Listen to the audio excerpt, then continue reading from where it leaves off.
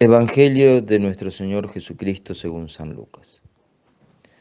Aquel mismo día iban dos de ellos a un pueblo llamado Emaús, que distaba 2 leguas de Jerusalén, y conversaban entre sí sobre todo lo que había pasado.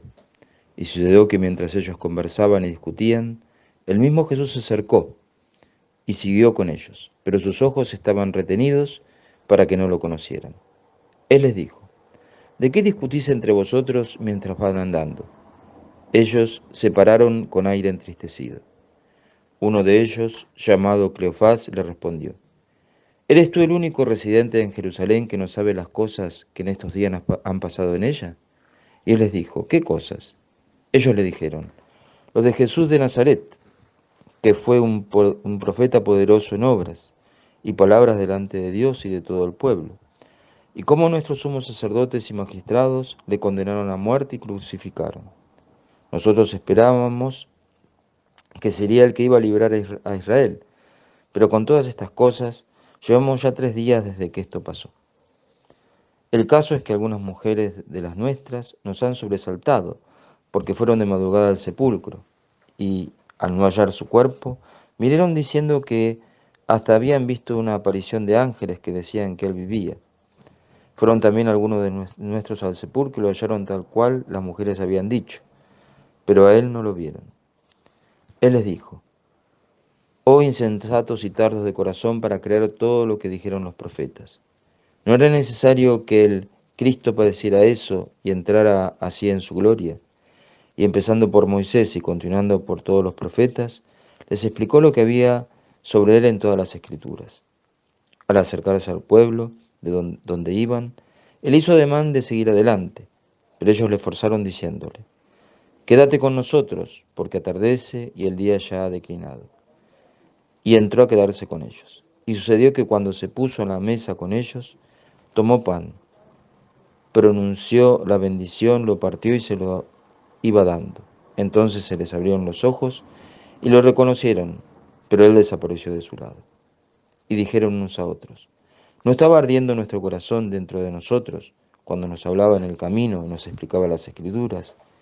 Y levantándose al momento se volvieron a Jerusalén y encontraron reunidos a los 11 y a los que estaban con ellos, que decían: Es verdad, el Señor ha resucitado y se ha aparecido a Simón. Ellos por su parte contaron lo que había pasado en el camino y cómo lo habían conocido al partir el pan. Palabra del Señor. Y en este domingo tercero encontramos esta famosa y hermosa escena del Evangelio. Nos encontramos con estos discípulos, que quizá pertenecían a los 72, es muy posible, no eran los 11, o algunos otros, en fin, es probable que fueran de los 72. Vuelven tristes, en una espiral oscura, que los lleva por intrincados, negros y tristes pensamientos. Obviamente habían dado toda su vida, jugado toda su vida a este hombre eh, que hacía ver a ciegos, resucitar muertos, y tenía esas palabras que atravesaban el corazón. Creían que iban a derrotar a los romanos y elevar a Israel, y también a ellos, ¿no? Pero los hechos fueron brutalmente reales. Murió y de alguna manera casi queriendo entregar su vida, ¿no? Y esto los desorientaba. Jesús se acerca con ese cuerpo extraño de resucitado. Se conoce y no se conoce. ¿eh? Y ellos había algo, dice, que no les no les permitía reconocerlo. Y les va explicando las escrituras y les abre la inteligencia cómo tenía que ser, pasar por todo esto. Pero no del todo, ¿no? Y ardía su corazón. Es decir, va poco a poco abriéndose esas inteligencias. La luz, la claridad y el entusiasmo van poco a poco abriéndose paso en esos corazones. Y entonces, justamente, la palabra de Dios que debemos tomar, que debemos pedir ser iluminados, al Espíritu Santo, a María que le pide al Espíritu Santo, dialogar con Jesús, con el Espíritu Santo, especialmente a través de María, para poder encontrar esa luz especialmente en estos momentos. San Ignacio nos dice una regla. El enemigo trata que nuestra nave, hablamos de naves de la época de San Ignacio con velas, como que somos nosotros, sea arrastrada en círculos por vientos tormentosos. Jesús, en cambio, cuando habla, sus ráfagas son rectas, que nos llevan a ese puerto. Jesús es claro, nos dice, nos cuida como las aves cuidan, como cuida las aves del cielo, que siempre tienen para comer. Si le pedimos con fe a esa montaña que se traslade, se trasladará.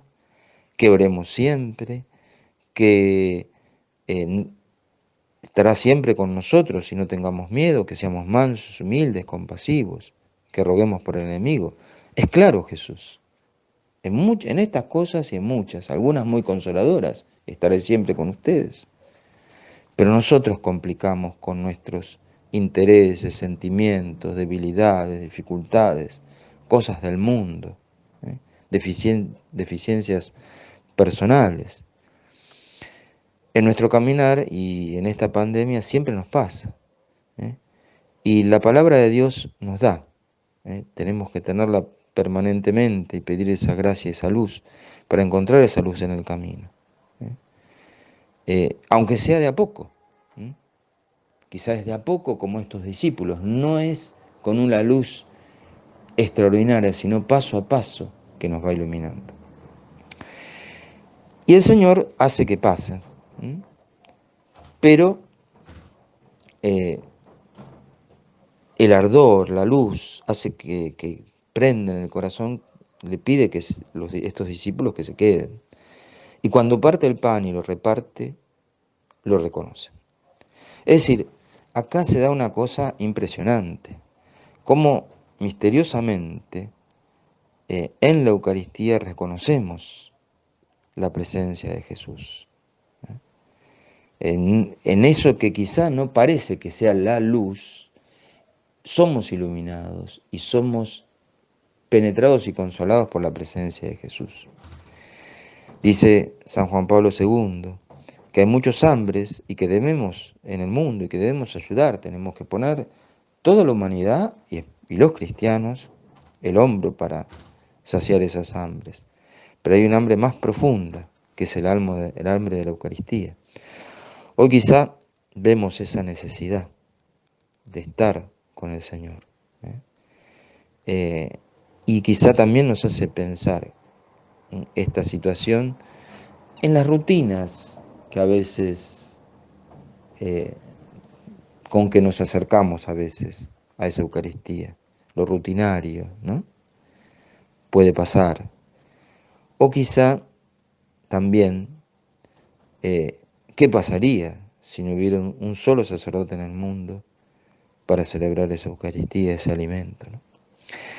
Y es oscuro y le dicen que es tarde, que se quede, ¿no? San Juan Pablo II tiene una frase: en medio de las tinieblas de este mundo, quédate con nosotros, ¿no?